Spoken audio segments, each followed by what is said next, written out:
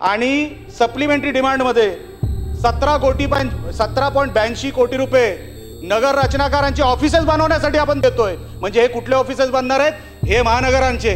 मग आमच्या तिकडच्या माणसांनी काय कोणाचं घोडं मारलंय? म्युन्सिपल काउन्सिल, नगर परिषदा 301 कोटी रुपयाची तरतूद केली सप्लिमेंटरी डिमांडमध्ये। 301 कोटी रुपये तुम्ही डिवाइड करा 247 ची, 1.2 ही नगर परिषदेची परिस्थिती आहे। आणि आपण शहरं बनवायला चाललेलो आहे। फक्त वैशिष्ट्यपूर्ण कामं हे मोठ्या शहरांमध्येच होणार, लहान शहरांमध्ये होणार नाही। याचा उल्लेख कुठे आहे? कुठल्याही अनेक शहरामध्ये याचा उल्लेख नाहीये। थेट पुरवणी मागण्यांवरच येतो। अध्यक्ष महोदय, 4289 कोटी रुपये हे 15 फायनान्स कमिशनने अर्बन लोकल बॉडीजवर खर्च करायला सांगितलेले आहेत। आता हे 4289 कोटी रुपये जे फायनान्स कमिशननी लोकल बॉडीला खर्च करायला सांगितलेत, जर आपण ते बुकलेट जे आम्हाला दिलं जातं त्या बुकलेटवर कुठलंही ॲनेक्शर त्या नंबरला जोडलेलं नाही, आणि जर ॲनेक्शर त्या सब टायटलला जोडलेलं नाही तर हे 4289 कोटी रुपये हे कुठल्या हेडखाली खर्च होत आहेत? कारण का महाराष्ट्रामध्ये नगरपंचायती 147 आहेत, नगर परिषदा 247 आहेत, महानगरपालिका 29 आहेत। अर्बन लोकल बॉडीज म्हणजे काय? कुठे खर्च होणार आहे ते? आणि म्हणून माझी विनंती आहे अध्यक्ष महोदय, ह्यावर आम्हाला ती माहिती मिळावी। कारण का 4000 जर आपण 289 कोटी रुपये जर मोजले आणि एवढ्या सगळ्या नगरपालिका, एवढ्या सगळ्या नगरपंचायती, एवढ्या सगळ्या नगर परिषदा, हे जर आपण तळागाळापर्यंत जर हे पैसे पोहोचवायला गेलो तर किती मिळणार आहेत आपल्याला? म्हणून अध्यक्ष महोदय, हा प्रश्न माझा सभागृहासमोर आहे। माझा नगर उत्थान हा विषय, कारण का मी ग्रामीण भागातला आमदार असल्यामुळे आम्हाला नगर उत्थान हा निधी साहेब हा मोठ्या प्रमाणात हवा असतो। पण ज्या बुकलेटमध्ये आम्हाला या पुरवणी मागण्या देण्यात आल्या त्याच्यामध्ये नगर उत्थान या हेडखाली फक्त एकच काम सप्लिमेंटरी डिमांडमध्ये दिलं जाणार आहे, ते म्हणजे वसई विरारचं। ते पण सुप्रीम कोर्टच्या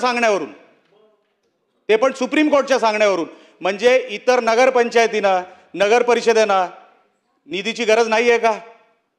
आम्ही नगर उत्थानचा निधी मिळाला नाही तर हे सगळ्या छोट्या छोट्या नगरपंचायती, छोट्या छोट्या नगर परिषदा हे कुठे जाणार आहेत? कोणाकडे मागणार आहेत? मग तुम्ही आम्हाला सांगताय अमृत अभियान भाग 2 जी केंद्र सरकारची स्पॉन्सर्डची योजना आहे, त्या नगरपंचायतींना आपण पैसे देणार आहोत 989 कोटी रुपये।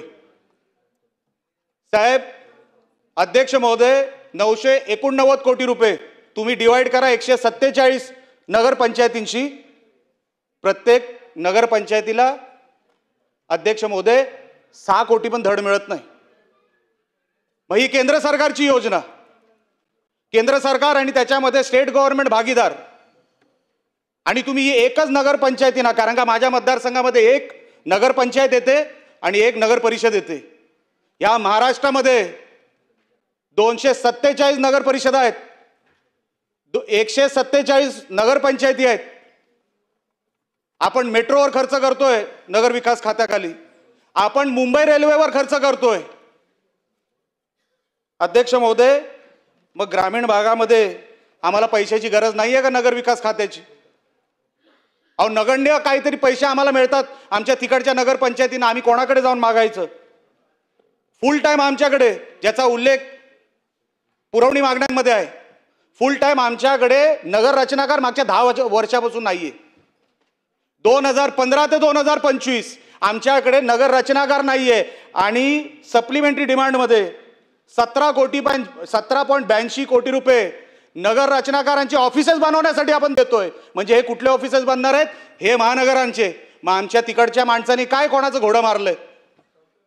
आमच्या तिकडचे ऑफिसेस कधी होणार? 2015 पासून 2025 पर्यंत आमच्याकडे नगर रचनाकार नाही। आम्ही कोणाकडे मागणार आहात? अध्यक्ष महोदय, आपण जसं मी तुम्हाला सांगितलं, मुंबई मेट्रोसाठी आपण सबऑर्डिनेट डेटचे पैसे देतोय, सबऑर्डिनेट कर्ज देतोय, पण ग्रामीण भागाच्या नगरपंचायतींसाठी आणि नगर परिषदांसाठी अध्यक्ष महोदय आपण त्यांच्यावरती कधी लक्ष देणार आहोत हा माझा सभागृहासमोर प्रश्न आहे. म्युन्सिपल काउन्सिल नगर परिषदा 301 कोटी रुपयाची तरतूद केली सप्लिमेंटरी डिमांडमध्ये. 301 कोटी रुपये तुम्ही डिवाइड करा 247शी, 1.2 ही नगर परिषदेची परिस्थिती आहे. आणि आपण शहरं बनवायला चाललेलो आहे. आपण काय बनवणार आहेत 1.2 कोटीमध्ये त्या शहरांमध्ये? माझं मालवण शहर हे नगर परिषद आहे. पर्यटकांचा फुटफॉल सर्वात जास्त तिकडे आहे. आता जागतिक शहर झालंय. जगातले पर्यटक आता मालवणमध्ये यायला लागलेले आहेत. त्या 1.2 कोटीमध्ये साहेब आम्ही करणार काय आहोत ह्याचं कधीतरी उत्तर आम्हाला मिळू द्या. 1500 कोटी रुपये बेसिक अम्युनिटीज मोठ्या महानगरपालिकांना आपण देतोय वैशिष्ट्यपूर्ण कामांसाठी. मग आमच्या नगरपालिकेने आणि नगरपंचायतींनी काय वाकडं केलं?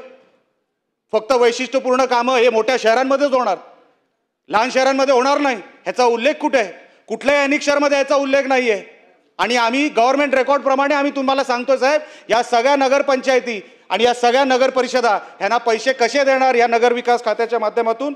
आणि मला विश्वास आहे शिंदे साहेब या खात्याचे मंत्री आहेत, ते 100% ग्रामीण भागातल्या या लहान लहान शहरांना न्याय देतील हा माझा विश्वास आहे. तरी देखील मी सभागृहाच्या माध्यमातून मी आपल्याला विनंती करणार आहे की आपण जेवढं या महानगरपालिकांवर लक्ष देता तेवढं नगर परिषदेंवर आणि नगर पंचायतींवर पण आपण तेवढंच लक्ष द्यावं एवढी मी आपल्यासमोर विनंती करणार आहे. येतो पीडब्ल्यूडीवर साहेब अनेक विषयांवर आपण इथे खर्च करतोय. साहेब जर तुम्ही बुकलेट वाचलं पूर्ण, मला असं वाटत होतं की काही सिनियर सदस्य ॲनेक्शर वाचून येत असतील, पण एकाने या विषयाचा उल्लेख केलेला नाही. अध्यक्ष महोदय, आपण एअरपोर्ट आणि एरोड्रोम पण बनवतोय पीडब्ल्यूडी मध्ये. आपण रेल्वेचे वॉर्ड बनवतोय पीडब्ल्यूडी मध्ये. आपण रिंग रोड तर बनवतोच आहे. आपण अनेक हेड उघडून ठेवलेत. हजार रुपयाचे टोकन सप्लिमेंटरी देऊन आपण जवळपास 8-10 हेड उघडलेले आहेत. आता ते 8-10 हेड ते कधी रूपांतर सप्लिमेंटरी मध्ये त्यांचं कधी त्यांना पैसे मिळणार हे त्यांना माहीत. आता ओव्हरटाईम अलाउन्स, पब्लिसिटी या सगळ्या गोष्टींवर पीडब्ल्यूडी खातं हे खर्च करतंय. माझी विनंती आहे मंत्री महोदय, अध्यक्ष महोदय, की कोकण आणि मी नेहमी सांगत आलेलो, मी 2 मिनिटात माझं संपवतोय अध्यक्ष महोदय. कोकणामध्ये जो काय पाऊस पडतो आणि त्याच्यामध्ये तुम्ही जो MDR आणि ODRचे रस्ते बनवताय, MDR ODRचे रस्ते आपण बनवताय, ब्रिजेस आपण बनवताय, 1500 कोटीची तरतूद आपण केलेली आहे. अध्यक्ष महोदय, पावसामुळे झालेलं नुकसान, रिपेअर अँड मेंटेनन्स, जर आपण कोकणाला जर तुम्ही बघितलं, कोकणाला फक्त रिपेअर अँड मेंटेनन्सला वर्षाचे 100 करोड रुपये लागतात.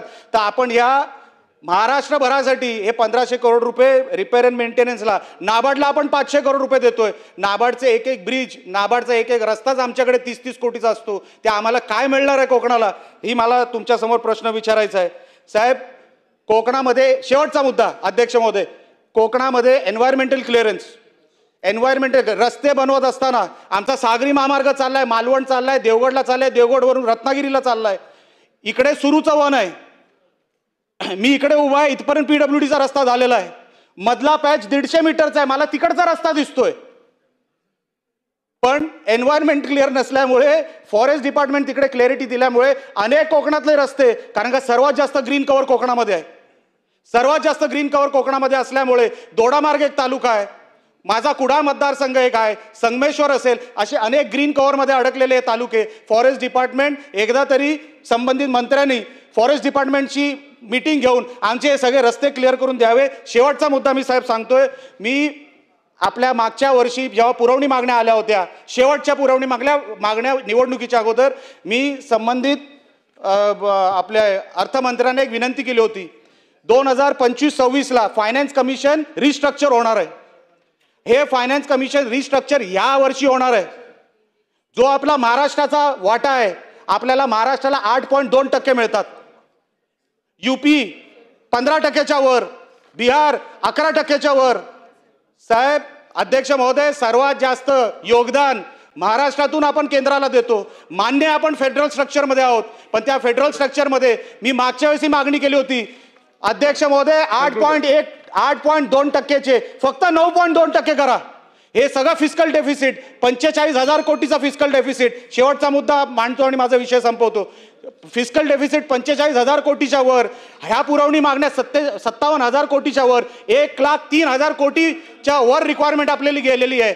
जर आपण 8.2% जे फायनान्स कमिशन रिस्ट्रक्चर होणार या वर्षी जर ते आपण करू शकलो, 9.2% करू शकलो, साहेब किमान आपण फिस्कल डेफिसिट ह्याच्यातून घालू शकतो. माझी विनंती आपल्या मार्फत अर्थमंत्र्यांना आणि या सगळ्या सप्लिमेंटरी डिमांडच्या माध्यमातून आपण जेव्हा हे सप्लिमेंटरी डिमांड टेबल करतो, या सगळ्या मागण्या या लवकरात लवकर पूर्ण करण्यासाठी सरकारने पावलं उचलावी, एवढीच फक्त विनंती करतो आणि इथंच थांबतो. जय हिंद, जय महाराष्ट्र.